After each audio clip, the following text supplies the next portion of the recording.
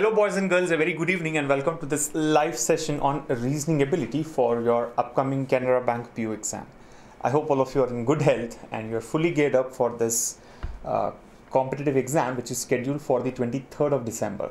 Right, so I think just about 3 days left, and this must be the time when you as such not spend more time and energy on preparation but focus on keeping yourself confident and positive about the examination and about how you're going to perform. Right, believe me, a lot of very good students fail to clear such competitive exams, or even otherwise a lot of students generally fail to clear these competitive exams, not because they cannot answer these questions or solve these questions.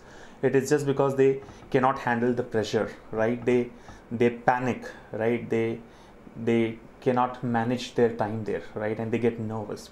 So it's very important that you give equal, if not more, time to focusing on keeping yourself calm and composed during the examination, right? And especially 2-3 days before the exam, this really helps. So net what I'm trying to tell you is cut down your preparation.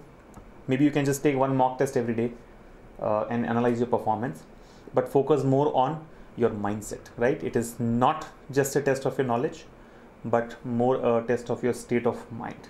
Okay, so keep yourselves calm and composed, and I'm sure you'll do well in the examination. This session again will not change something drastically for you, but then it will help boost your confidence, right? Don't look at this session on reasoning ability as a learning session in terms of subject knowledge, but it should be able to add value to your preparation by boosting your confidence, right? And what we're going to do here is pick up questions from the previous year paper. Honestly, we don't have a Canara Bank previous year paper, Canara Bank PO previous year paper, but then we have found the memory based paper of Syndicate Bank PO, which was again conducted by Manipal. So we have chosen some questions from there. The questions that will be asked in your real exam may not be similar to this, may not be in line with this, but in cases where we don't know what is going to happen, we just have to try everything possible. So this is one such attempt. I'm sure all of you will find it useful. So let me get started. I see many of you have joined the chat already, so keep interacting with us through the chat box there. I will present the questions to you one after the other and then discuss the solutions. So I think let's start the session. We have questions on arrangements, complex circular arrangements, questions on puzzles, like floor-based puzzles, a few questions on syllogisms, and data sufficiency based questions. Now what I would like to start with is a question on circular arrangement. What is complex about this is that a few people are facing towards the center and others are facing outside. Now that makes it really challenging, because for any sort of arrangement to be done, you need to know the direction of the person, right? Is he facing center or outwards? Is he facing northwards or southwards? Because that will tell you what will be his left and what will be his right. Here we do not know who's facing center and who's facing outwards. And to add to it, there are blood relations involved here. So a blood relations based circular arrangement with some people facing center and others facing outwards. The question is on your screens now. Let us quickly go through this, understand the context, and then try it out. So here we go. What does it say? 8 family members, A, W, N, O, Z, Q, X, Y, are sitting around a circular table, right? 4 of them face the center while the rest face outside. Q sits exactly opposite to Z. A's sister-in-law is third to the left of A's mother-in-law, who faces the center. A's husband sits exactly between A's father and W. O, who is not A's maternal uncle, sits exactly opposite to X. A's father is to the immediate right of, who faces outside, and so on. So a lot of clues given to you here. You have to understand these clues and use them to complete the circular arrangement. Now I want all of you to try it out. You have about 4 to 5 minutes for this, and your clock starts now. Let's see how many of you are able to crack this complex circular arrangement.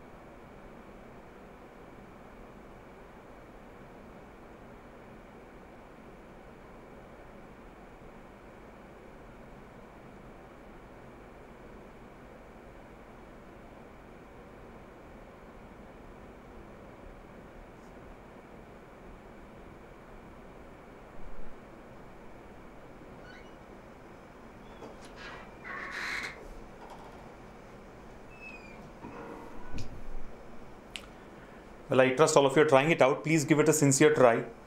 Don't give up immediately.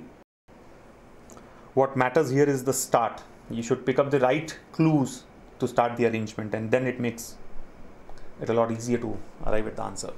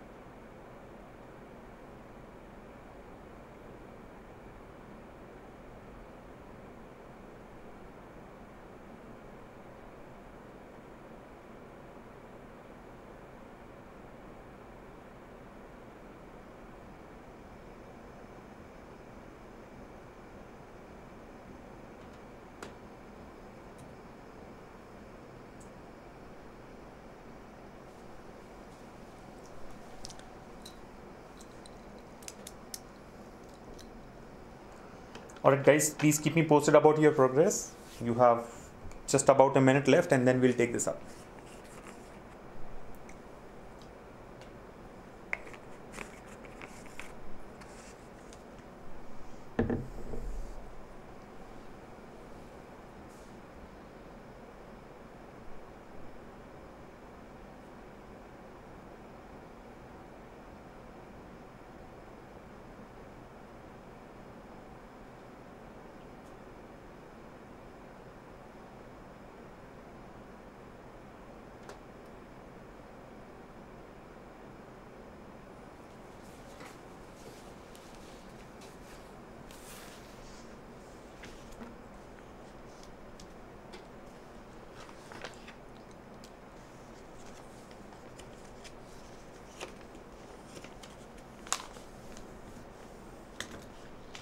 You might get multiple possibilities. You have to try all the possibilities that you get. Eventually you will find the right solution.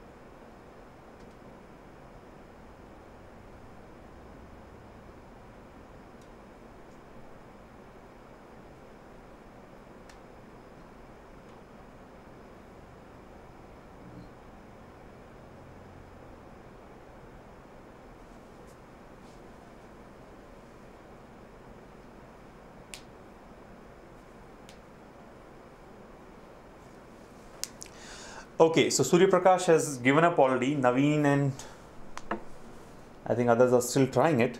You have 30 more seconds and then we'll take up. Remember, you do not have any more time than this in the exam, right?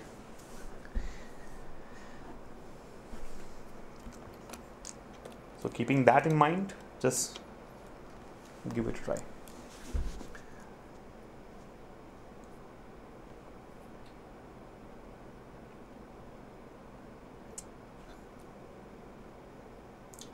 What may be the cutoff expected for Canara Bank PO? Well, honestly, MS, I have no idea and I don't want to know about it because it doesn't make any difference to my strategy, right? I will always try to score the maximum. irrespective of what the cutoff is going to be.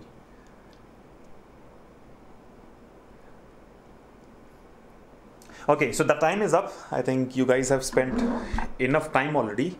Let's try it out together now. But remember, when you are attempting the questions from reasoning section of your Canara Bank PU exam, or for that matter any bank exam, the best way to deal with such puzzles is to skip these puzzles, move to the next question. As simple as that.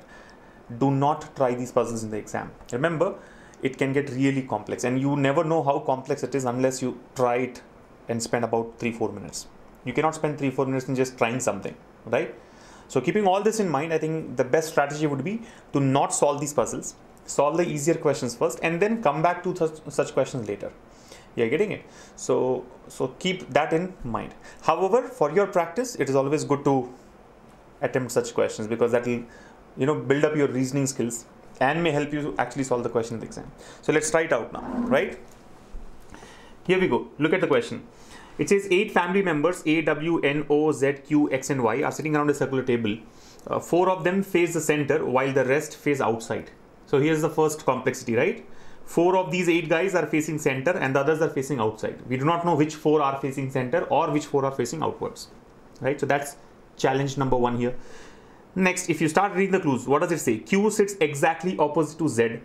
A's sister-in-law is third to the left of A's mother-in-law, who faces the center. A's husband, A's father, A's maternal uncle, A's mother, A's sister, and so on. Which means there are blood relations involved in this question. And that makes it really complex, right? So this definitely is one of the questions that you should not try in the exam.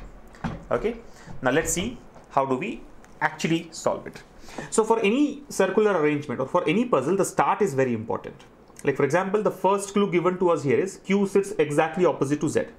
Well, you can try this out, but will it really help you progress faster in the puzzle? That is what you need to decide. So I have to find out which is the most common person or most common relationship used here, so that I can connect the statements easily. So if I see Q sits exactly opposite to Z, A's sister-in-law is third to the left of A's mother-in-law, who faces center. So this could be one good point. See, I should know whether the person is facing center or outwards. So here I know that A's mother-in-law is facing the center. She's facing the center. So if I know she's facing center, I can find out what is the third to the left of that person. And I can put the sister-in-law in that position, right? Now next statement says A's husband sits exactly between A's father and W, but this would lead to multiple possibilities. O, who is not A's maternal uncle, sits exactly opposite to X, again gives multiple possibilities. So we have to pick up the right statement, right? We have to start with something that can help us build the arrangement faster. Look at this. A's mother is third to the left of A's father. Z is A's sister and is second to the right of A, who faces outside. So this again is easy to start with, right? A faces outside. Here who refers to A, right? Like in this case, who refers to A's mother-in-law. Here it is A himself. So Z is A's sister and she's second to the right of A, who faces outside. So I know that A is facing outside. So maybe I'll start with that. Let's see what happens. Yeah. So the same question with some space to try the multiple possibilities that we have. Let's consider the circular table. So 1, 2, 3, 4, 5, 6, 7 and 8. These are the 8 possibilities. I think, having read these statements, I would like to start with this one. Let's see what happens. Z is A's sister and is second to the right of A, who faces outside. So I know that A faces outside. Let me put A here in this position. A is facing outside. Now read the statement. Z is A's sister and she's second to the right of A. What is right of A for a person facing outside? Clockwise. So second to the right of A, first and second. This should be Z. And Z is A's sister. So the relationship here is of sister. Z is A's sister, female.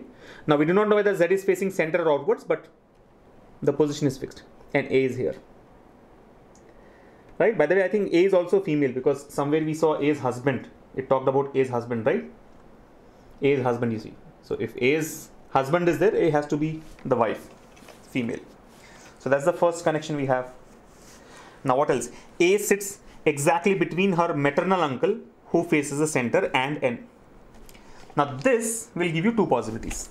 Read the statement. A sits exactly between her maternal uncle, who faces the center, meaning the maternal uncle faces the center, and n. Now A is already fixed, right? I can use this statement very well. So A should be between maternal uncle. We do not know who the uncle is, but between maternal uncle and n. Now the concern is, which side do we have the maternal uncle? Is maternal uncle on the left side of A or on the right side of A? Both are possible. So I'll take both the possibilities. Let me take both the possibilities. So 1, 2, 3, 4, 5, 6, 7, 8. These are the 8 positions here. Let us copy whatever we have already done so far. So A, female, Z is A's sister, and in this position. Right? Now what do we know? A should be between maternal uncle and n. So try that. So let's assume this is the maternal uncle. This position is maternal uncle. And this is n. So A is exactly between maternal uncle and n. What's the other possibility? Maternal uncle can come here, right? And n comes here. N comes here. So A sits exactly between her maternal uncle, who faces center. By the way, maternal uncle faces center. So mark that. Maternal uncle faces center, and n. N comes here.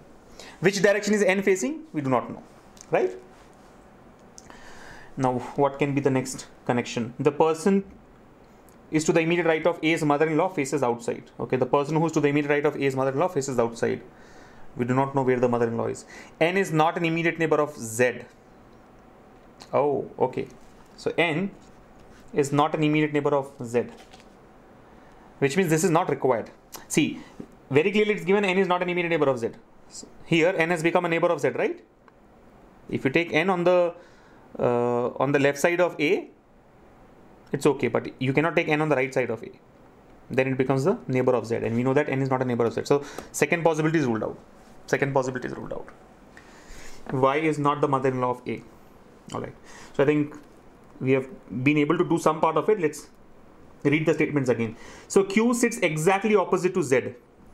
This is the first statement, right? Q sits exactly opposite to Z. So Q's position is fixed now. Because Z is here, Q has to be exactly opposite. Q comes there.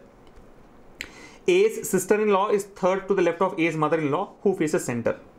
So A's sister-in-law is third to the left of A's mother-in-law, who faces center. Mother-in-law will face the center, and sister-in-law is third to the left.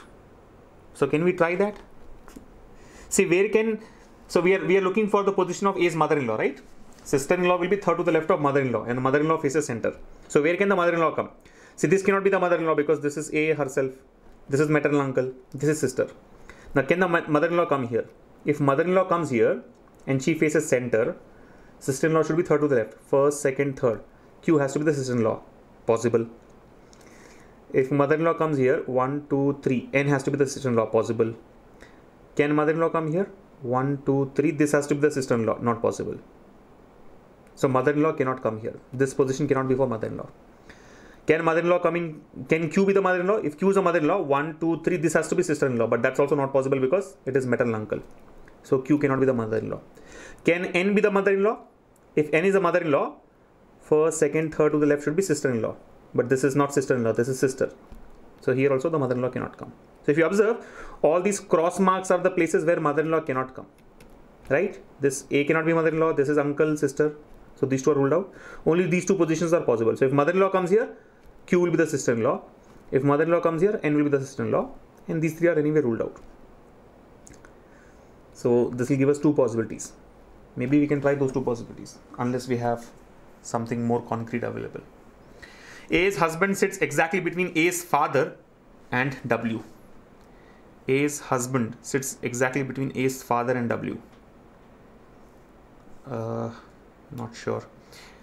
Okay, O, who is not A's maternal uncle, sits exactly opposite to X. Okay, let's try and fix O and X. O is exactly opposite to X.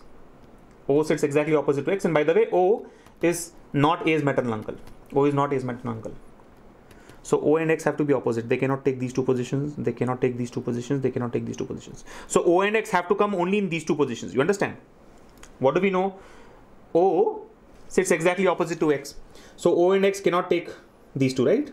Because A is seated here. So O or X cannot come here. O or X cannot come here. Hence this also is ruled out. O or X cannot come in place of Q. Right? So the only diagonally opposite positions available for O and X are these two. Right? And you also know that O is not the maternal uncle. O cannot be the maternal uncle. So this has to be X and this has to be O. Yes or no? It's done. O and X will come in these positions, right? O, who's not the maternal uncle, sits exactly opposite to X. What else? A's father is to the immediate right of O, who faces outside. Okay, this is also interesting. A's father is to the immediate right of O, who faces outside. Who here refers to O. So basically O faces outside. O faces outside, right? Now look at this. A's father is to the immediate right of O. Now when a person is facing outside, immediate right will be clockwise, or right will be clockwise. So A's father is to the immediate right of O. So Q has to be A's father, right? Very clearly we can say Q has to be A's father. Now A's mother is third to the left of A's father. A's mother is third to the left of A's father. Try this. A's mother is third to the left of A's father. See, we do not know in which direction is the father sitting here. Is he facing center or outwards? And we know that mother is third to the left of father. So let's try both the sides, right? 1, 2, 3. Can mother come here? No, this is already blocked by maternal uncle. So 1, 2, 3, mother has to come here. Yes or no? You are able to follow. A's mother is third to the left of A's father. A's father is here. Mother is third to the left. So she can either come clockwise or anti-clockwise. But when we try clockwise, 1, 2, 3, this place is already blocked by maternal uncle. So you have to go anti-clockwise, 1, 2, 3. Moreover, we know that the mother was third to the left, right? So left of father is anti-clockwise. You see, A's mother is third to the left of A's father. Left of father came out to be anti-clockwise. When is that possible? Left is anti-clockwise only when the person is facing outwards. So I can conclude that Q is facing outwards. Right? Q is facing outwards. Now if you go back, we had marked this crosses here, right? If you remember, these crosses were for whom? For mother-in-law. We said that mother-in-law cannot come in any of these positions. There were only two possibilities, either this or this. Now since this place is already blocked by mother, this place here is already blocked by mother, it cannot be mother-in-law. So this has to be the mother-in-law. And if this is a mother-in-law, where is the sister-in-law? Sister-in-law is third to the left of mother-in-law, who faces center. This person faces center, and sister-in-law is third to the left. Go left. For a person facing center, left is clockwise. 1, 2, 3. This should be sister-in-law. This should be sister-in-law. What else is left? A's husband. Okay, A's husband sits exactly between A's father and W. See, if husband has to sit exactly between father and W, husband should be neighbor of father. This neighbor is sister-in-law, so this has to be the husband. And this has to be W. Yes or no? So see, husband is exactly between father and W. You cannot put husband here because it's already sister-in-law. So I think we are done. We don't even have to read anything else. Who are the person? A, W, N, O, Z, Q, X, Y. A, W, N, O, Z, Q, X, Y. This has to be Y. And all the relationships have also come, right? Maternal uncle, sister, mother, mother-in-law, husband, father, sister-in-law. And this is A herself. Okay, directions. 4 persons were facing outwards, 4 persons were facing center, right? 4 of them face center while rest face outwards. So we have got O facing outwards, Q facing outwards, A facing outwards. Okay, 3 of them. So which is the 4th person who is facing outwards? Maybe we have to read some more. The person who is to the immediate right of A's mother-in-law faces outside. Okay, immediate right of mother-in-law faces outside. Immediate right of mother-in-law. See, mother-in-law is facing center. Immediate right will be anti-clockwise. Right? For a person facing center, right is anti-clockwise. So that person has to be facing outwards. So Y is facing outwards. Yeah, so I think we have got 4 persons facing outwards. O, Q, A, Y are facing outwards, which means remaining person should be facing inwards. W, Z, X, and N. And with that, the arrangement is done. By the way, the last statement says Y is not the mother-in-law of A. Yes, Y is not the mother-in-law of A. Y is the mother. W is the mother-in-law. So if you actually see the last statement here, Y is not the mother-in-law of A, is not even required. We could complete the arrangement even without this. Yes or no? We have already found that Y is not the mother-in-law. Y is the mother. So this completes this complex circular arrangement. I'm sure it's not that complex because just in 2 possibilities we could get it. But you have to know the strategy, right? The most important strategy is do not try this in the exam. solve all the other questions first, and after you're done with everything else, try out such puzzles. Moreover, when you try it out, you should know the right approach. What is the approach? Find out the right start. The start is very, very important, right? I mean, many of you must have started with Q sits exactly opposite to Z. That doesn't help. You'll put Q and Z on two opposite positions, but after that, how do you connect things with Q and Z? You're getting it? So choose the right starting point and then things will fall in place. So I think the arrangement is done. Let's quickly go through the questions. There will be 5 or 6 questions here. So let's also answer the questions. Answering questions as such is not very complex. It's a cakewalk, but let's see. Right? Let's look at the questions. Who sits opposite to mother-in-law of O? Who sits opposite to mother-in-law of... Okay, be careful. This is not mother-in-law of A. This is mother-in-law of O. Remember all the relationships here with respect to A. A is maternal uncle, A is sister, A is mother, A is mother-in-law, A is husband, A is father, A is sister-in-law. But the question here says who's opposite to the mother-in-law of O. Now what do you mean by mother-in-law of O? See, O and A are husband and wife, right? O and A are husband and wife. A is actually the wife here. Right? Mother-in-law of O would means wife's mother. For O, who's the husband, mother-in-law means what? His wife's mother, meaning A's mother. Who's A's mother? A's mother is Y. So the question here is who sits opposite to mother-in-law of O? Mother-in-law of O is Y. Opposite to that person is N. You getting it? So who's opposite to mother-in-law of O? Mother-in-law of O is Y, and the person sitting opposite to Y is N. So your answer here should be N, option A. Right? Next question. Find the odd one out. Okay, find the odd one. X, Y, W, Z, N. X facing center, Y facing outwards, Z facing center, W facing center, N facing center. So if you see X, Z, W and N are facing center, only Y is facing outwards. So in this group, the odd one is Y. All others are facing center. In which of the following group the third person does not sit between the first and second? So there are groups of people given to us. In which of these groups the third person, see this is the third person. The third person does not sit between first and second. The third person does not sit between first and second. So A should not be between X and N, or Q should not be between N and O. Y should not be between W and Z, which is the case. Let's check. Is A between X and N? A is between X and N, so that cannot be the answer. We want does not. It should not be between X and N. Q between N and O. Q is actually between N and O. You see, Q is between N and O. Wrong. Y is between W and Z.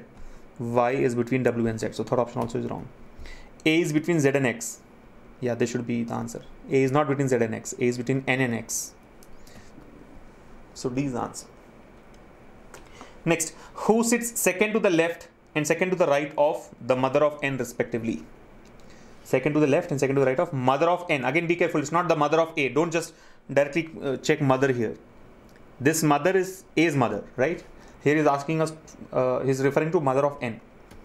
So who's second to the left and second to the right of the mother of N? Who's N? Now this again is very interesting. Blood relations are required here. You see, mother of N. See, who's N? N is A's sister-in-law. N is A's sister-in-law, right? Who will be the mother of your sister-in-law? Your mother-in-law. You getting it? N is A's husband's sister.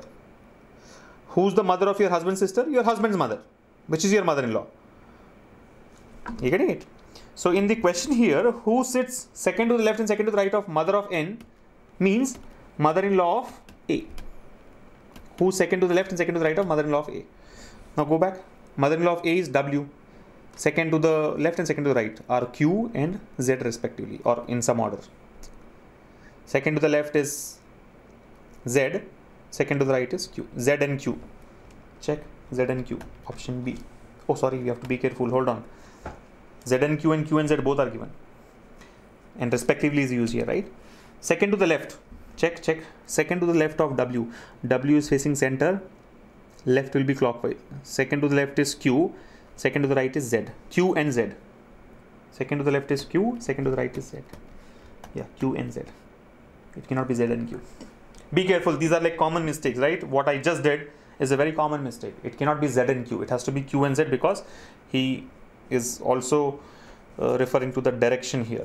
I mean the order here, the sequence here. Next, which of the following is true? X and O face the same direction. Check. X and O face the same direction? No. X faces center, O faces outwards. Now I'll tell you a very common mistake here. Because X direction is like northeast, you see? X is northeast for the reference, sake of reference, right? X is northeast. O also looks like northeast. Many people say X and O face the same direction. This is a confusion that many students have. X is in that direction. X is in this direction.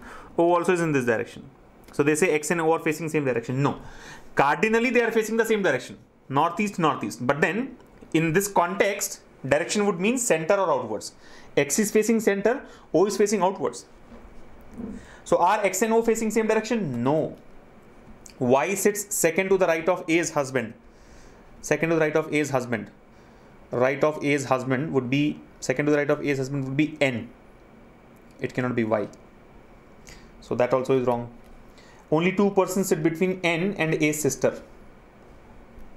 N and A's sister. Where is A's sister? Here.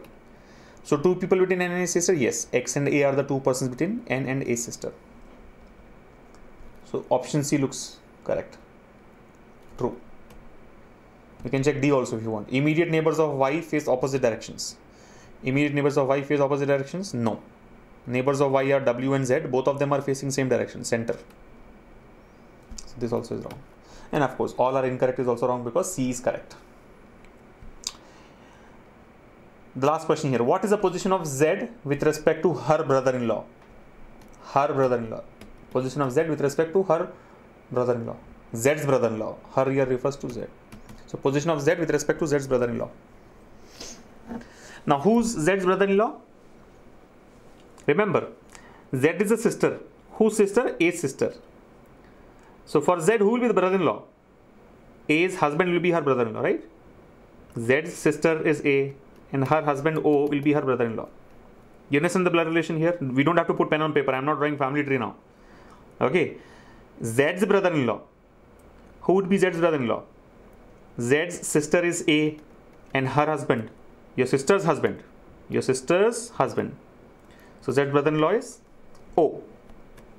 Now with respect to O, what is Z's position?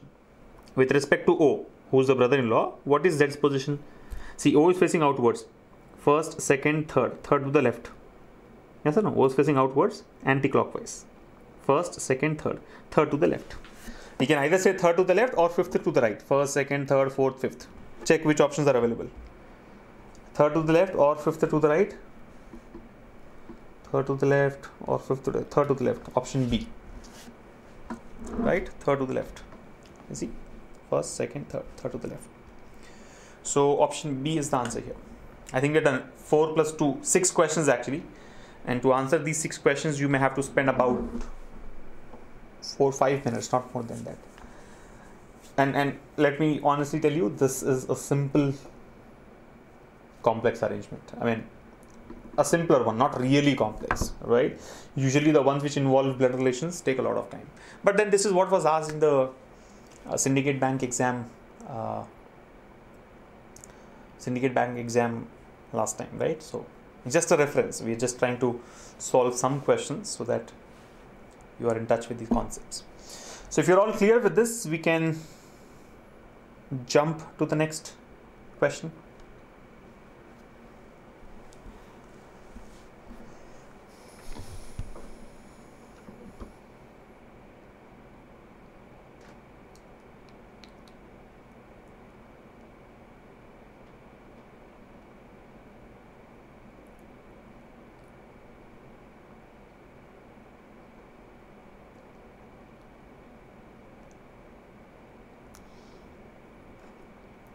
Okay, we have Ramalakshmi here who says, no sir, there's other possibility too, please check.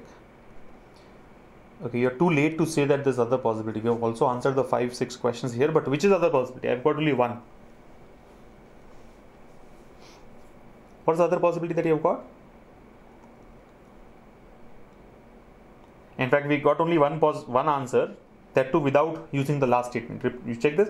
Y is not the mother-in-law of A.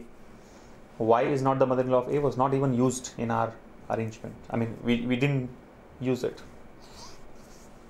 I think there's only one solution, Ramalakshmi. You have to just check it yourself. Please check option C. Okay, so you have to give me a reference also. Maybe you're referring to the last question.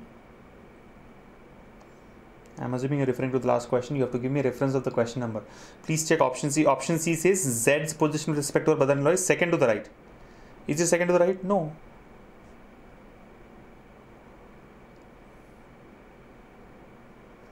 Her brother-in-law is her sister's husband.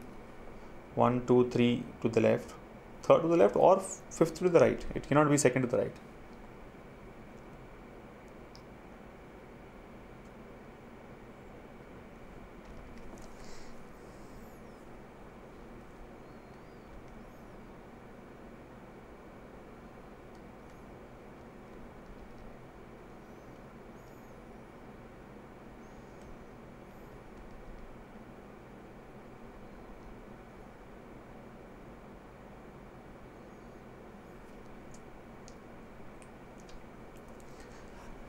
Okay, I am not sure what are you referring to, Ramalakshmi, because answer is very clearly third to the left, which is option B. Just check the solution again. I'm sure you'll be able to follow. If others are clear, I would like to move on.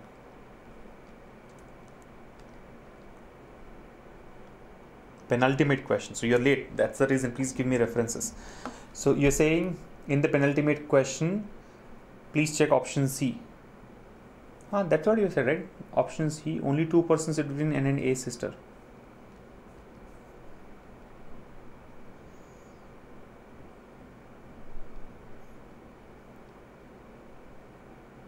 Only 2 people sit between N and A sister.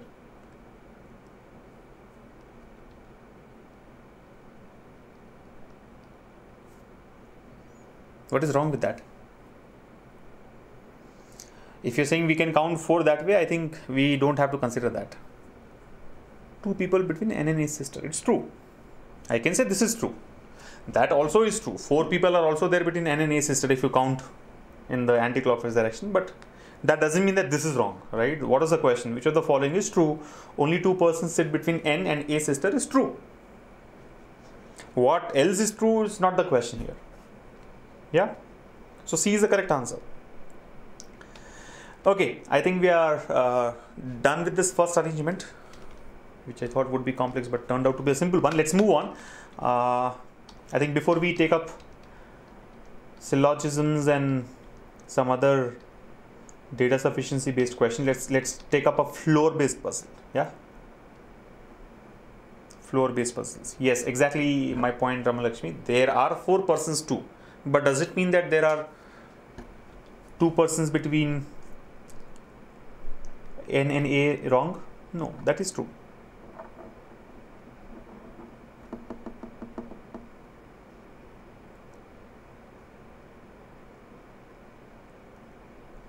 You understand? This is what is called deductive reasoning, right? Like that's what we deal with in syllogisms. Like for example, if I say, Rahul has cleared the quant exam. And if it is true, it is true. You are saying Rahul has also cleared reasoning exam. I am not worried about that. Is Rahul clearing quant exam true or not? That is true. So mark that as the answer. So there are 2 people between N and A sister is true. 4 people from the other side, we don't care. Okay, anyway, so let's move on. Let's take the floor based puzzle. Interesting one. 7 actors. The names are Amitabh, Salman, Amir, Akshay, Ajay, Ritik and Sanjay live on 7 different floors of a 7-floor building, and they have stayed in different hotels of Mumbai. So I think it looks like a simple one. Let's all try it out. Here we go. 7 actors, you have the names there, live on separate floors of a 7-floor building. The ground floor is numbered 1, first floor is numbered 2 and so on until the topmost floor is numbered 7. Each one of these is staying in a different hotel of Mumbai among Taj, Hilton Tower, the Orchard Resort, Hayat, the retreat, and whatever this is. I don't know how you pronounce this. So 7 different roles, right? 1, 2, 3, 4, 5, 6, and 7. So 7 people, 7 hotels, but not necessarily in the same order. And then there are a lot of clues given to you. Only 3 actors live above the floor on which Akshay lives. Only 1 actor lives between Akshay and the one staying in the retreat, and so on. Try this. I think about 2 to 3 minutes should be sufficient. Let's see if you're able to get the answer.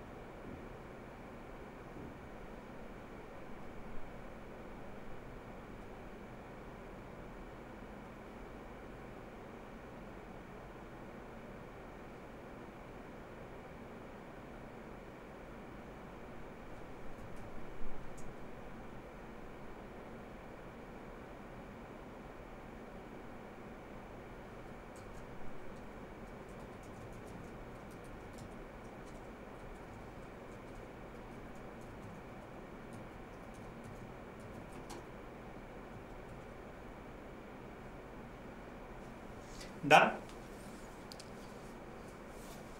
Okay, just about a minute more and then we will discuss the solution. Solution to this floor-based puzzle.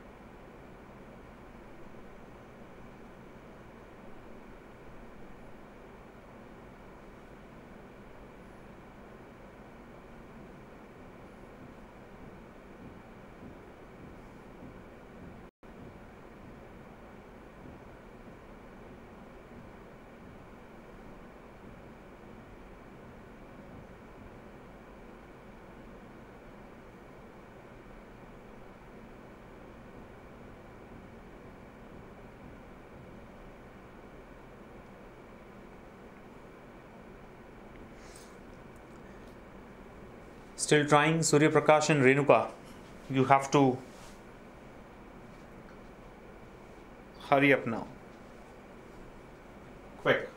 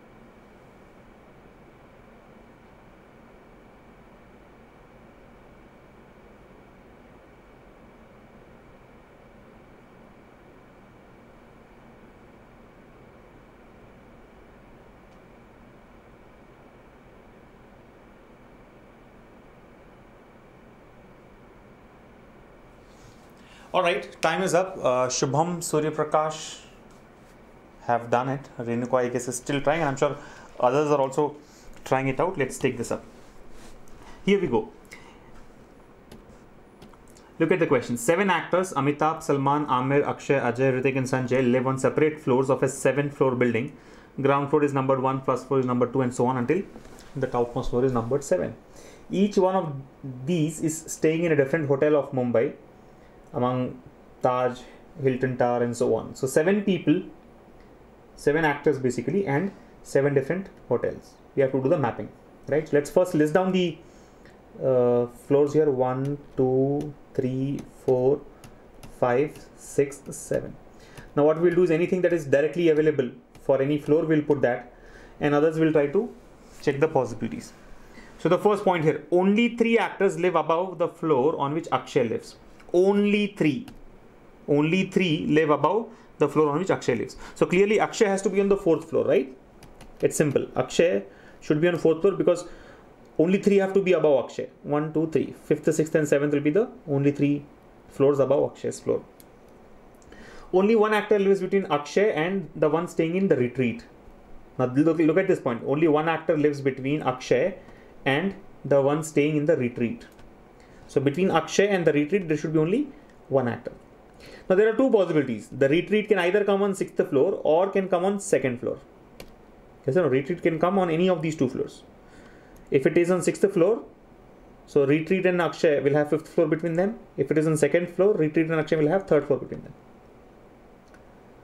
So I think we can maybe try both the possibilities, or let's see if there is anything else which is more concrete. Ajay lives immediately below the one staying in resort. The one staying in resort lives on an even number floor. Only 3 actors live between the retreat and Hilton.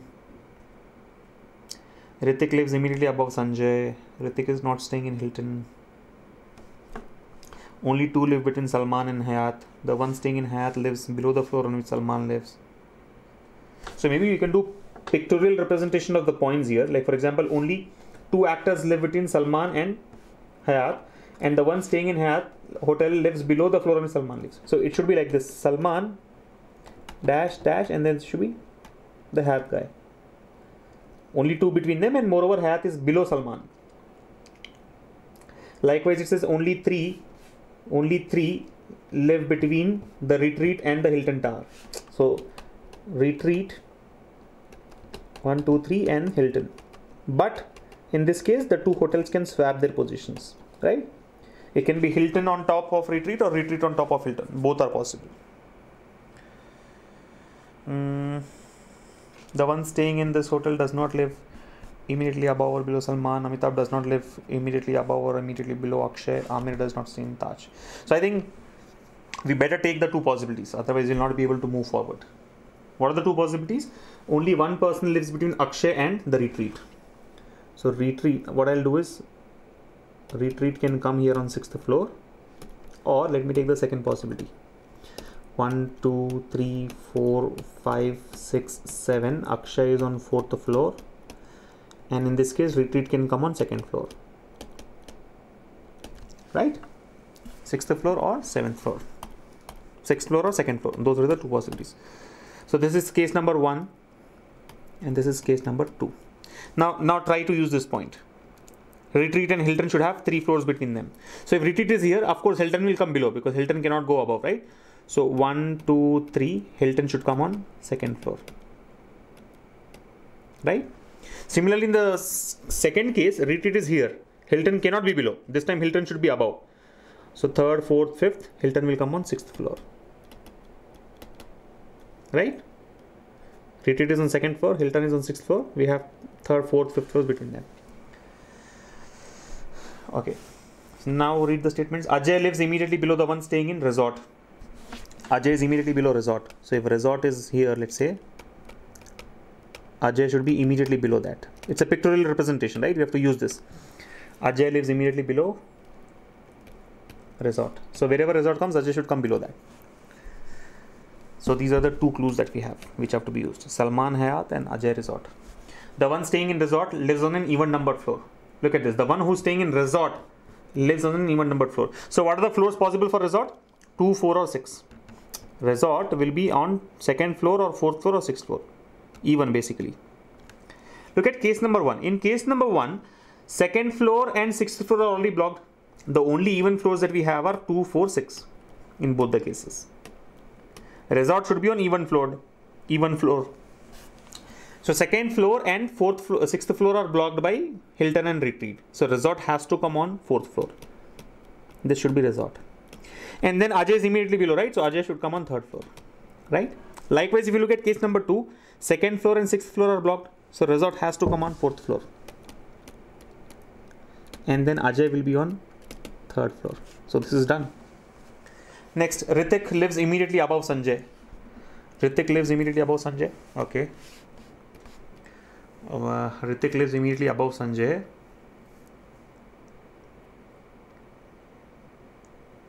And Ritik is not staying in the Hilton Tower. So one thing is clear, that Ritik should come immediately above Sanjay. Fine. And Ritik should not be in Hilton Tower. So Ritik and Sanjay cannot take 2nd and 1st floors. Ritik and Sanjay can take 6th, 5th or 7th, 6th. Here they can take 7th, 6th or 2nd, 1st. So two possibilities are there. Let's not consider it immediately. The one staying in whatever this is, Centaur Hotel, does not live immediately above or immediately below Salman.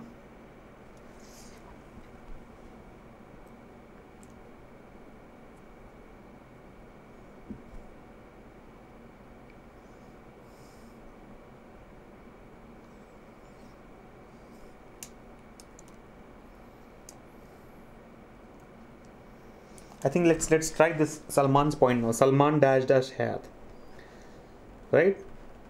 Salman is 2 floors above Hayat, or 3 floors above Hayat actually.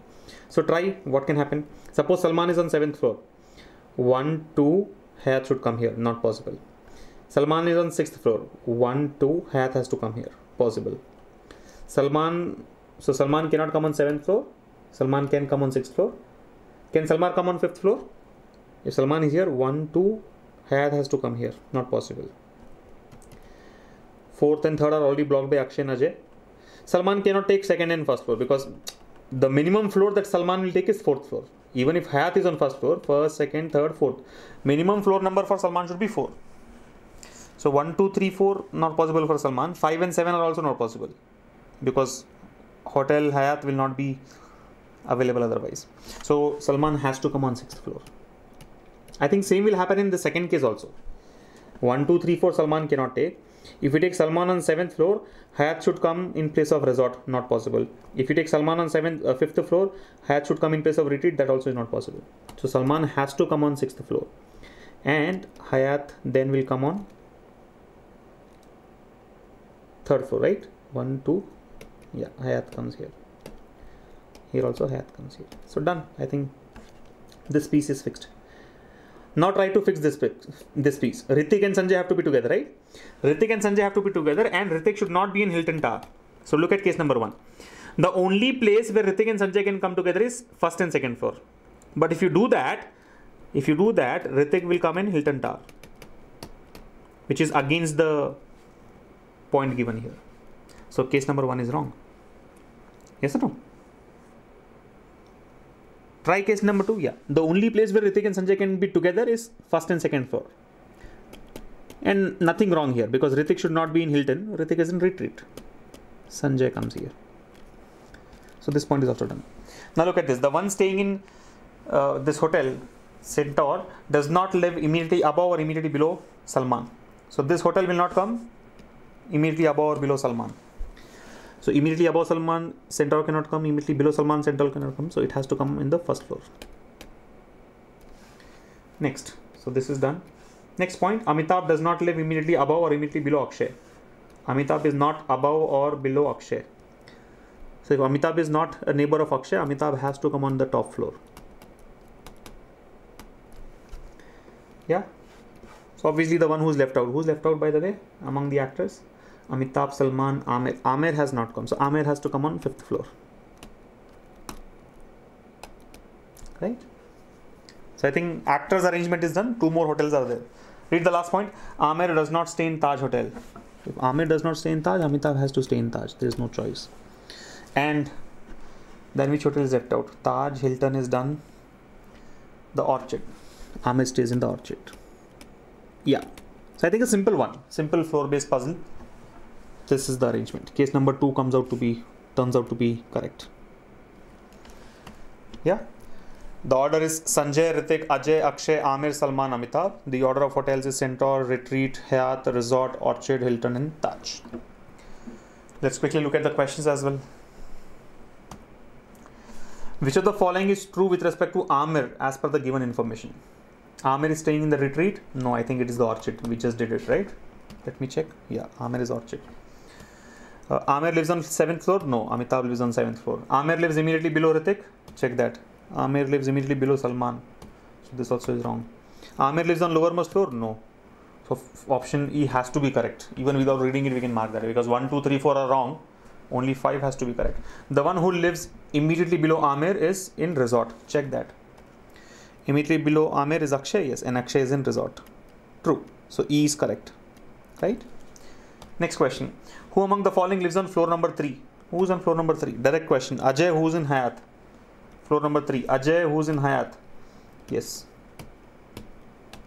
The one staying in Hyatt Hotel. Who lives on the floor immediately above Ritik? Who lives immediately above Ritik? Immediately above Ritik is Ajay. Ajay, option E, yes. To which of the following hotel is Amitabh staying? Amitabh is in the Taj Hotel. I remember this. How many actors live between Amitabh and Resort? Check. Between Amitabh and Resort. How many actors live between Amitabh and Resort? 2 actors. Salman and Aamir.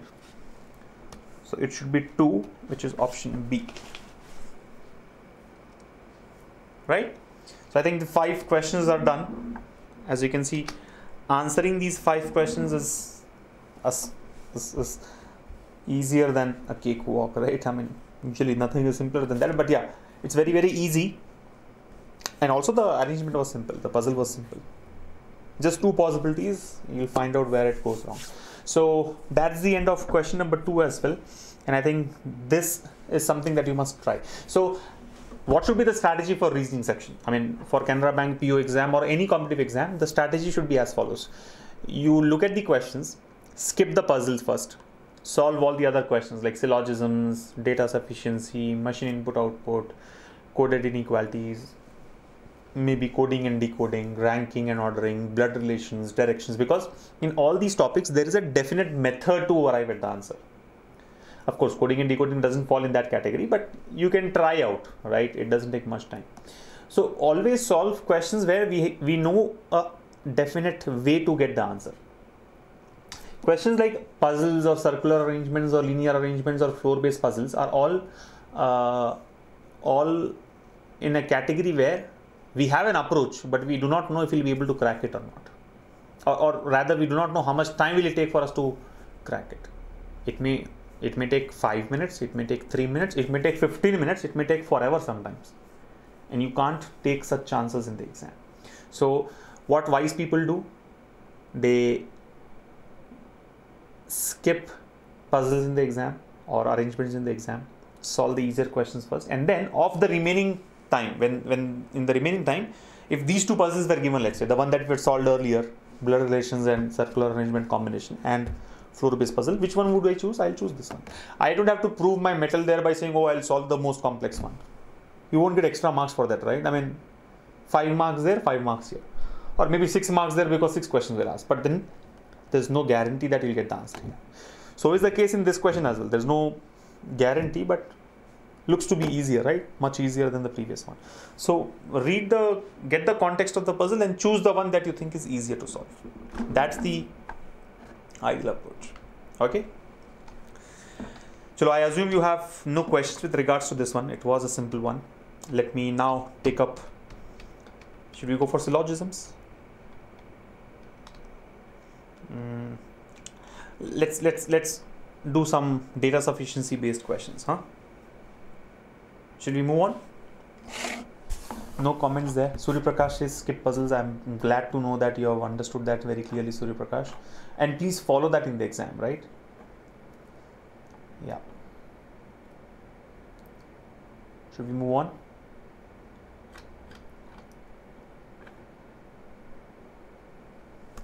Okay, so let's take up some independent questions now. Time is actually up 5:10 already.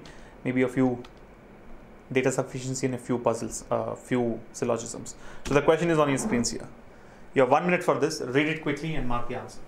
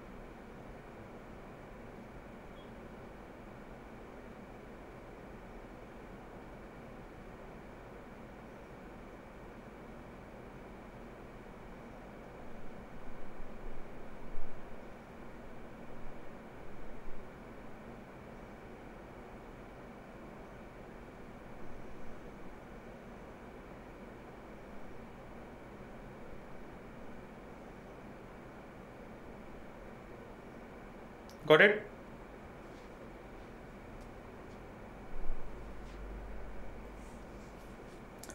Option B, did you all get that? All right, let's start. What do we have to do? Each of the questions below consists of a question and statements given below it. You have to decide whether the data provided in the statements are sufficient to answer the question. Read the statements and give the answer. So basically, data sufficiency, right? Now there are some important rules that you have to follow when you are answering questions on data sufficiency, or basically there is an approach to answer questions on DS, data sufficiency, which I'm sure you will learn through the videos that we have on this topic, right? Or you must have already learned by watching those videos. Very, very interesting topic. And any question, any type of question can be asked under DS. It's not just blood relations or ranking and ordering or puzzles or anything, right? It can be from aptitude, it can be from reasoning. Any question can be framed as a data sufficiency question. So let's look at this one. On which day of the week did Atul reach Bombay? On which day of the week did Atul reach Bombay? Statements. Atul reached Bombay on 16 July. Is this sufficient? No. Because 16 July is which day? Monday, Tuesday, Wednesday, Thursday, Friday, Saturday, Sunday? We have no idea.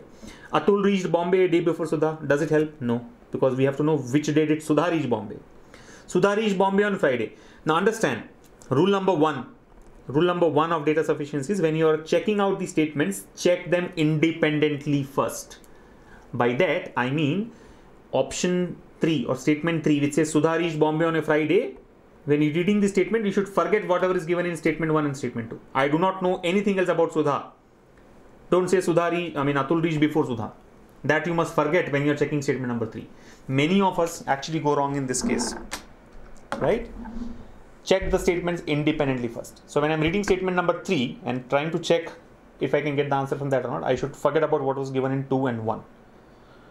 Forget as in you can't really forget it, but then that's the process, right? I mean, you have to have that clarity in your head that you should not consider what is given in 1 and 2 when you are referring to 3. Okay, very, very important. We commit a lot of mistakes by missing out on this point, right? So 3 is not enough because Sudha reached Bombay on Friday. So what? How would I know when did Atul reach Bombay? Right? Next, 25th of July is a Saturday. 25th of July is a Saturday. So what? In which day of the week did Atul reach Bombay? He's saying 20th of July is a Saturday. How would it help us? No, it doesn't help us. So 4th is also wrong. So now what have we done so far? We know that 1, 2, 3 and 4 independently fail to give the answer. Right? They independently fail to give the answer. Now you have to go for combinations. Clearly, I mean, it's a very simple case. Combinations are what? I can use 2 and 3 together, right? Atul reached Bombay a day before Sudha and Sudha reached Bombay on Friday. Tells me that Atul reached on Thursday. Now I don't have to actually waste my time in finding out which day did he reach. But it's simple, right? If Sudha reached on Friday, Atul reached a day before, then Atul reached on Thursday. Right? So 2 and 3 will give me the answer. The combination of 2 and 3 will give me the answer. So that is correct. Also, if you see 1 and 4 together will give me the answer. 1 and 4 together gives you the answer. It's possible to get the answer from 1 and 4. How? I know that 25th of July is a Saturday. And I know that Atul reached Bombay on 16th July. Now don't waste your time in actually doing the calculation. Rule number 2. Not really in the sequence, but rule number 2. Second rule in data sufficiency is not to solve for the answer. Solve only to check if you can answer. Right? Just because you know how to do it, don't start solving it now. We know 25th of July is whatever day, Saturday. Can I find out what is 16th July? Yes. Something can be done there. Count on finger or write on a paper or apply your skills of calendar, right? The topic of calendar and get the answer. But then don't start doing it now. I see many people, many students actually doing the calculation. 25th July is a Saturday. So 18th July must have been a Saturday. 17th July must have been a Friday.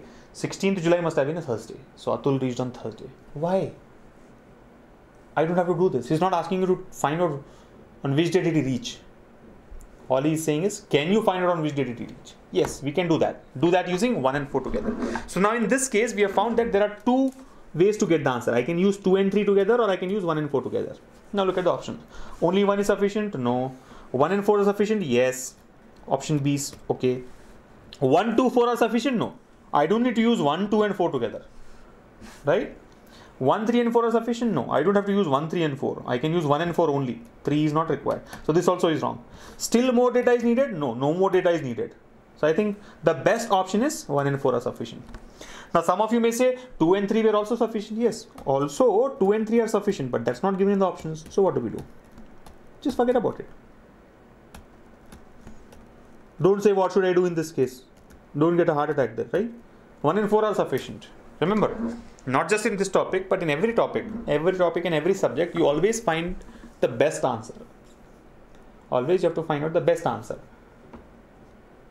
which should be the right answer, of course. Yeah, there can be 2 right answers, but if there's only one option is given in the options, one of them is given in the options, go for it. Definitely A, C, D, E are wrong, so B has to be correct. Okay, so 1 and 4 are sufficient. One quick revision of important rules related to data sufficiency. You can learn about it in detail by watching our data sufficiency videos, but read the statements independently initially. Do not club information. Go for clubbing the information if and only if independently the statements fail to give the answer, right? If 1 alone and 2 alone fail to give the answer, then you have to go for combination, right? Rule number 3, never mark the answer for a data sufficiency question without reading all the statements. Don't get excited. Statement number 1 alone is sufficient. Statement 1 alone is sufficient to get the answer. So don't mark 1 only is sufficient. Who knows, 2 can also give you the answer. In that case, either 1 alone or 2 alone would be the actual correct answer, right? So never mark your answer without reading both the statements together. right? And then there is a set of rules that you need to follow, right? I mean, like, you know, one alone can give you the answer or two alone can give you the answer. When you go for combination, the combination may or may not give you the answer. So depending on that, you should say 1 and 2 together are possible, 1 and 2 together are not possible, right? And give extra attention to questions that start with is, are, was, where, because all these questions that start with is, are, was, where, like true or false type of questions, yes or no type of questions, are very tricky, right? 95% of the students go wrong here because they get the answer as no. But that does not mean that you cannot find the answer. No is the answer to that question, right? Like, for example, I have failed in the exam. You ask my friend, did Rohit pass the exam? What will be his answer? No. Because I failed in the exam. He's saying no. He's saying no. Does not mean that he's wrong. Just because he's saying no does not mean that he's wrong. He's right. No is the answer, right? And that's a confusion that we have, or that most of the students have when you're dealing with, you know, is, are type of questions, true or false type of questions. So be careful with that. Let's quickly move to the next question. This is again on data sufficiency, but blood relations. Interesting. Try this. Who is the brother-in-law of Sheetal? How would we know? Data is there. Check it out. Sheetal is married to the brother of Rekha. Rita is the daughter of Sheetal. Rohit and Raju are the brothers of Rekha. Only Rohit has no child. Mark the answer.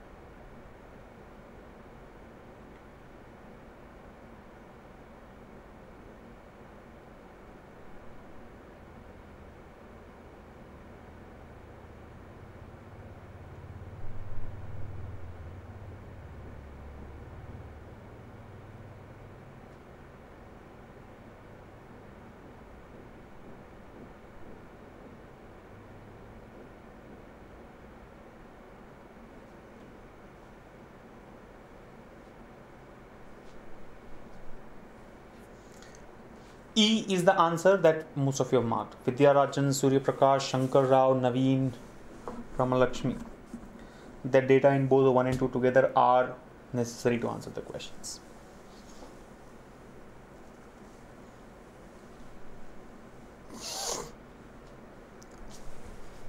Shall we take it up now? Yeah. Alright, here's the question. Who is the brother-in-law of Sheetal? Brother-in-law of Sheetal. Now, assuming Sheetal is a female, what do you mean by brother-in-law of Sheetal? Sheetal's husband's brother. Or it could be Sheetal's sister's husband. You know, both of those guys would be referred as brother-in-law. So, who's the brother-in-law of Sheetal? Statement 1. Sheetal is married to the brother of Rekha. Rita is the daughter of Sheetal. Is this enough? Not enough. Sheetal is married to the brother of Rekha. Okay. Rita is the daughter of Sheetal. Okay. But how do I know who's the brother-in-law of Sheetal from this data? I don't know. So, 1 alone is not sufficient. So immediately option A is ruled out. See, what is option A? Data in statements 1 is sufficient to answer the question, while data in statement 2 is not required to answer the question. Because 1 is not sufficient, I know option A is ruled out, and option C is also ruled out. Because option C says data in statement either 1 or 2 are sufficient to answer the question. See, the moment you know 1 alone is not sufficient, 2 of the options can be eliminated. Right? In case of standard options, 2 options can be eliminated. Second statement. You get second statement. Rohit and Raju are the 2 brothers of Rekha. Only Rohit has no child. Now, how do I know who's the brother-in-law of Sheetal from this data? Again, remember, forget about what we have read in statement number 1. Or rather, do not consider what is given in statement number 1. Right? Who is the brother-in-law of Sheetal The data I have is Rohit and Raju are the two brothers of Rekha. Only Rohit has no child. There is no mention of Sheetal here at all. How would I know who's the brother-in-law of Sheetal? So statement 2 alone is also not sufficient, which means B also is ruled out. So 1, 2, 3 options are ruled out. Now there are only two possibilities. Either both the statements together are necessary, or neither one nor two are sufficient to answer the question. You're getting it? Or even together the combination is not possible. So what happens? Try both of them together. Now that independently statements have failed, remember, go for combination if and only if the statements have failed to give the answer independently. So now when you do that, what happens? I know Sheetal is married to the brother of Rekha. We also know that Rohit and Raju are the two brothers of Rekha. Now the question is, Sheetal is married to whom? Is she married to Rohit or Raju? If she is married to Rohit, Raju becomes a brother-in-law. If she is married to Raju, Rohit becomes a brother-in-law. Yes or no? Who's the brother-in-law of Sheetal? Her husband's brother. Rohit and Raju are the two brothers of Rekha. And we know that Sheetal is married to the brother of Rekha. Which brother is the question? Is it Rohit or Raju? How do you decide that? You decide that based on this part of the statement. What is that? Only Rohit has no child. Only Rohit has no child. See, if Rohit has no child, we can conclude that Sheetal is married to Raju. Now you might be wondering, is it compulsory that because she is married she should have children, or they should have children? No, it's not compulsory. But we know that Rita is the daughter of Sheetal. So we know that Sheetal, who's married, has a daughter. They have children. She has a child. If Sheetal has a child, it's obvious that her husband should also have a child. Yes or no? Now you can claim that it's not obvious, but okay, keep that special cases aside. Rita is the daughter of Sheetal, which means whoever Sheetal is married to, that couple has a child. We know that only Rohit has no child. Rohit does not have a child. If Rohit does not have a child, it's obvious that Raju should have that child. Which child? Rita. Rita should be the daughter of Raju. So can I conclude Sheetal is married to Raju? Yes. If Sheetal is married to Raju, we can say that Rohit is the brother-in-law of Sheetal. So two statements together give us the answer. Hence option 5. Data in both 1 and 2 together are necessary to answer the question. Yes. So Rohit is the brother-in-law of Sheetal. Clear? Very interesting topic. And yeah, the question especially was very interesting one, but it's tricky. Sometimes what happens in data sufficiencies, you feel like, okay, I've got the answer. This is the easiest question, but you actually get trapped. These questions can be tricky. Let me rather warn you that questions on data sufficiency can be tricky. You have to be careful. Okay, don't answer these questions in a hurry. Okay, and don't waste your time in actually answering the question. Just check for the sufficiency. I think time is close to 90 minutes. I have to call it a day, but let's solve maybe 1 or 2 questions on syllogisms, right? It's important to touch base with syllogism before you go for your exam, as it carries high weightage. We can expect about 5 questions. So let's take 1 or 2 questions from syllogs before we say bye. So the question is on your screens now. This is from syllogisms. Read the directions, read the statements, read the conclusions, do whatever drama you have to do, and then mark the answer.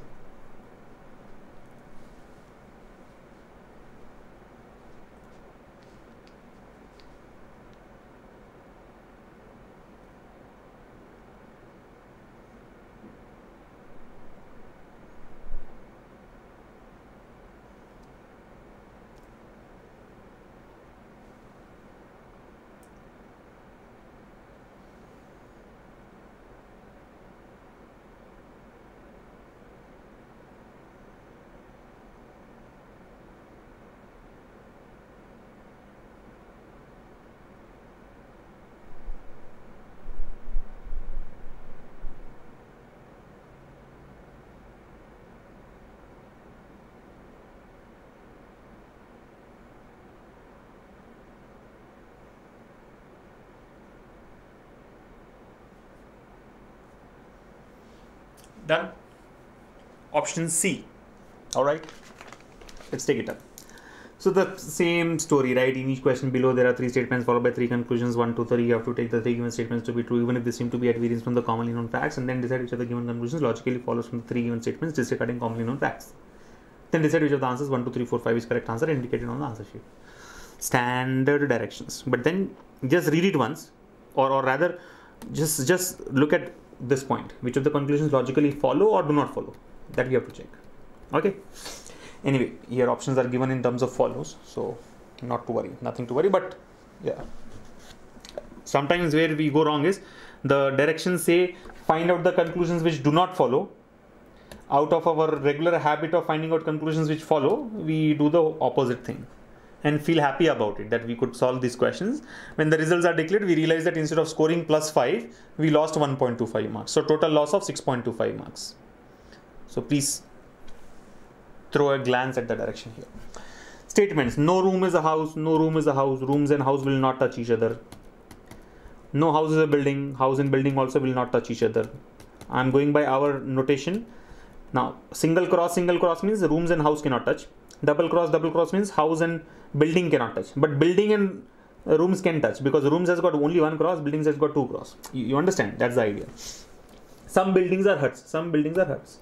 Some buildings are huts. Okay, so house and huts. This H is house, this is huts. This is the basic diagram. Don't ask me what is basic diagram. Please follow the videos that we have. That's the basic diagram. Look at the conclusions. Some huts are rooms. No, in the basic diagram itself, it fails. Some huts are rooms fails, because huts and rooms do not touch each other. So first one is wrong. Some huts are houses. No, huts and houses do not touch each other. In the basic diagram itself, this is wrong. Some huts are rooms is wrong in the basic diagram.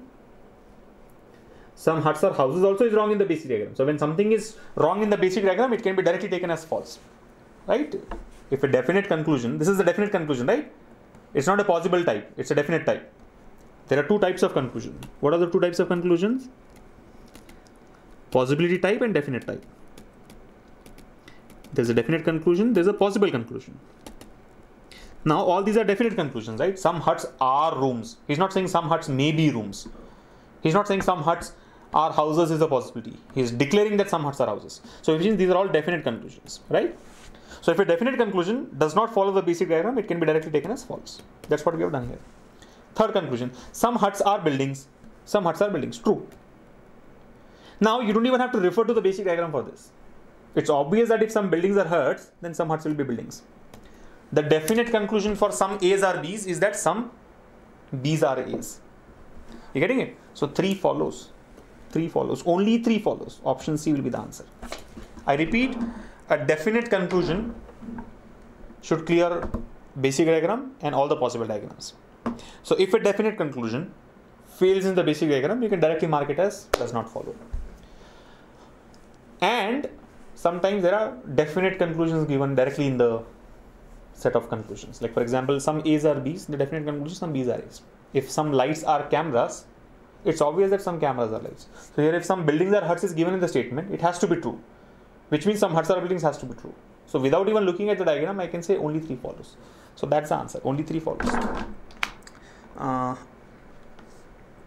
Look at the second question and probably the last one for the day today. Here's the question. Again, same story. Statements, conclusions, find out what follows.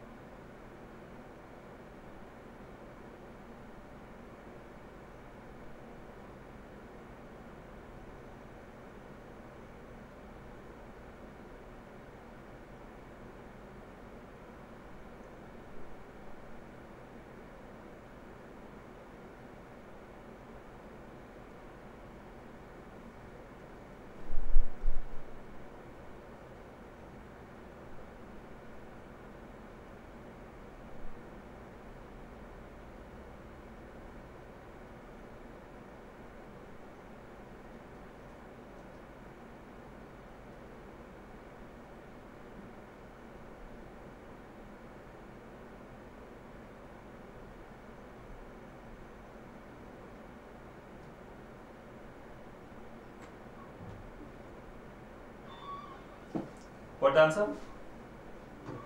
Surya Prakash says it should be C. Vidya Rajan also says it should be C. And let us see if what they are saying, that is C, is answer or not. Bala Muralidhar, Naveen, and Vandana also say C. Okay, let's try. All doors are chairs. All doors are chairs. Okay, bad drawing. You don't have to worry about it, but yeah, let me just draw. All doors are chairs. Some windows are tables. Now, windows and tables are not drawn here. Only doors and tables have been drawn. So, I'll look at third statement, which says some chairs are windows. All doors are chairs is drawn. Some chairs are windows. Some chairs are windows. Some windows are tables. Some windows are tables. That's the basic diagram. What is the basic diagram?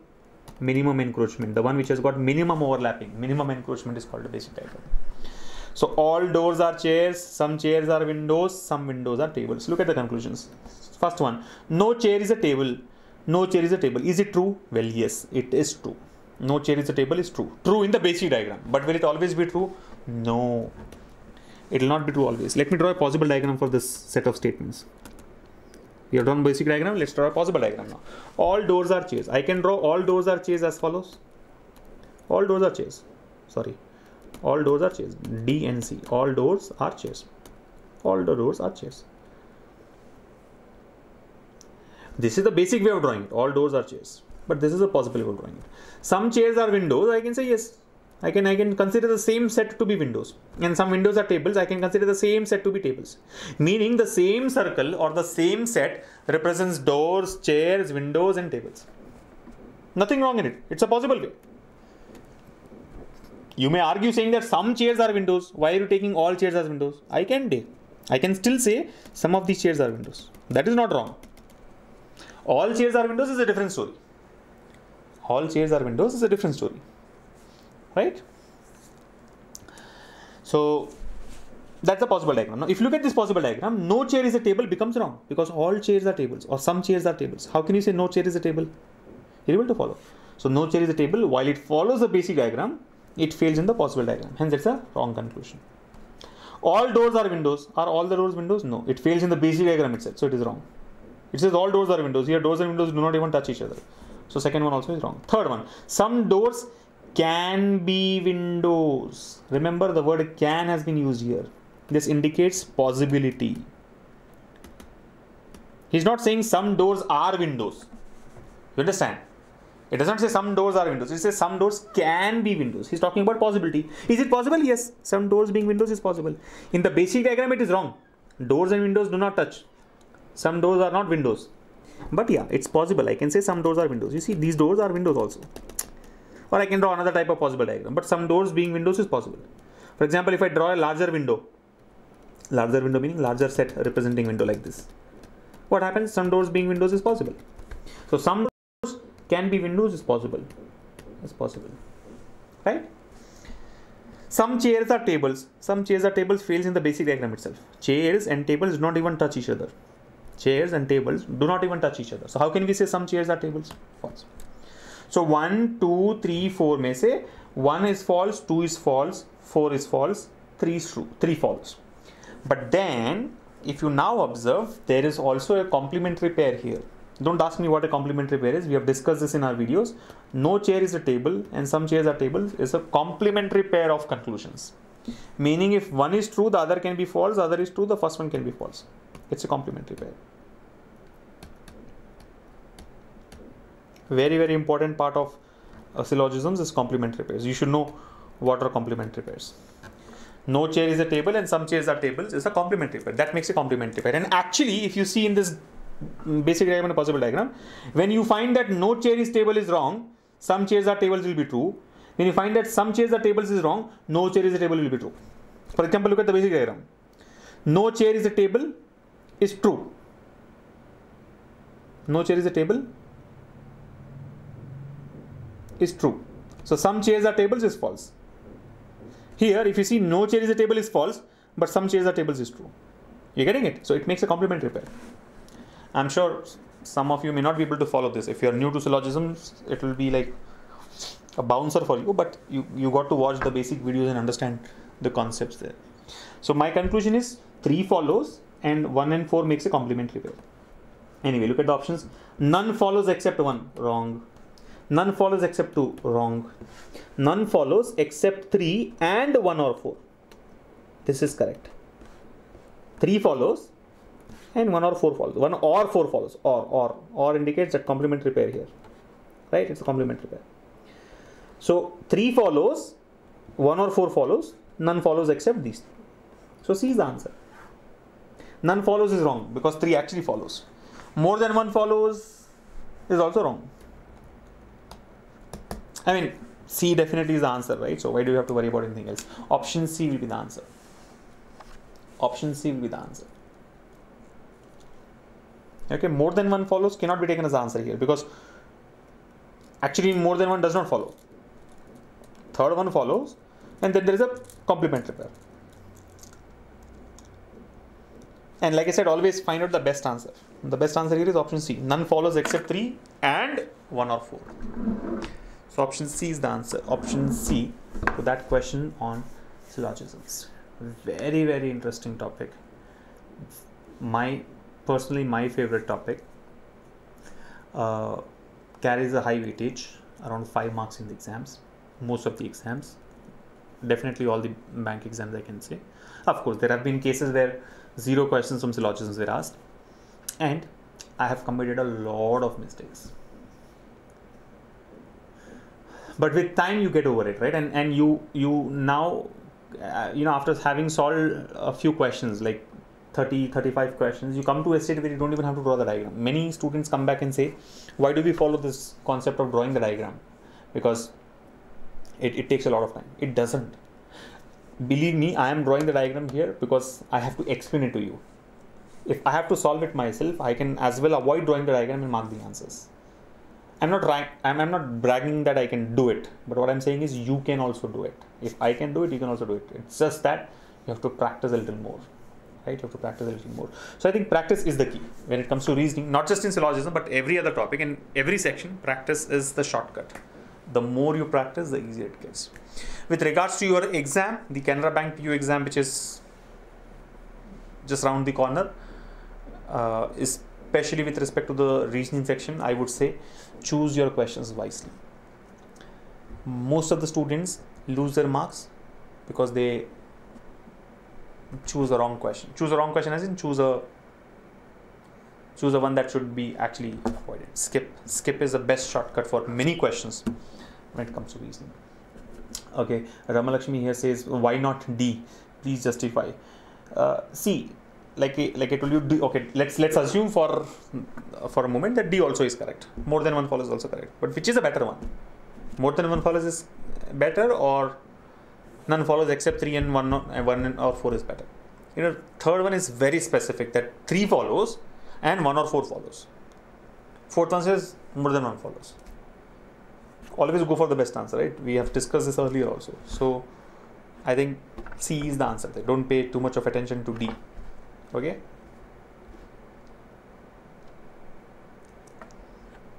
You may consider more than 1 follows. I mean, 1 is definitely following, the other is a complementary pair. So we can say together it's like more than 1 follows, but here C is the best answer, right? C is the best answer. So choose the best answer.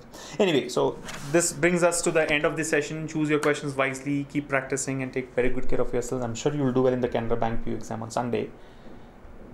In case you fail to perform well, feel a little disappointed because that helps you bounce back.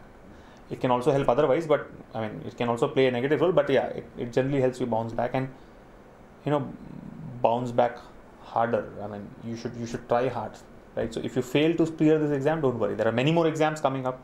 In fact, recently there was a news article that 4 or 5 public sector banks together are going to recruit more than 1 lakh people, around 1 lakh people just in the next financial year. So a lot of opportunities on your way. Keep practicing and make sure that you maximize your chances of selection without missing out on any of these notifications which will be released in future. Okay, on that note, I would like to close it here. Thank you once again for joining us. We'll meet in the next session and take care. Bye.